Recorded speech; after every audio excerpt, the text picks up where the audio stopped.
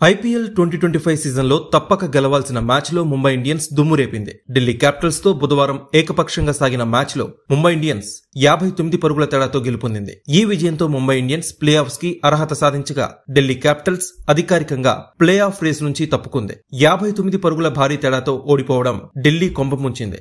ఆఖరి మ్యాచ్లో గెలిచిన ముంబై ఇండియన్స్ ని అధిగమించే పరిస్థితి ఢిల్లీకి లేదు.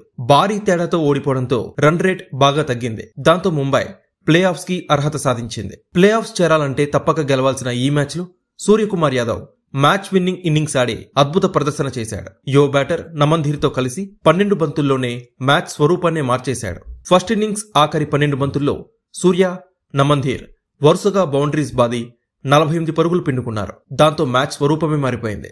160 పరుగులు చేస్తుందా అని అనుకున్న ముంబై ఇండియన్స్ 180 పరుగులు చేసింది. ఇక ఐపీఎల్ 2025 సీజన్ ముగిసిన తర్వాత టీమిండియా కెప్టెన్ రోహిత్ శర్మ శస్త్రచికిత్స చేసుకోబోతున్నట్టు తెలుస్తోంది. ప్రస్తుతం రోహిత్ శర్మ ఎడమకాలు గాయంతో ఇబ్బంది పడుతున్నాడు. ఈ గాయం నేపథ్యంలోనే అతను టెస్ట్ క్రికెట్ కి రిటైర్మెంట్ ప్రకటించినట్టుగా కూడా తెలుస్తోంది. 2027 వన్డే ప్రపంచ కప్ ఆడడమే తన లక్ష్యమని కూడా రోహిత్ శర్మ చెప్పాడు. ఈ క్రమంలోనే ఐపీఎల్ ముగిసిన తర్వాత ఫిట్నెస్ పై ఫోకస్ పెట్టాలని రోహిత్ శర్మ భావిస్తున్నాడు.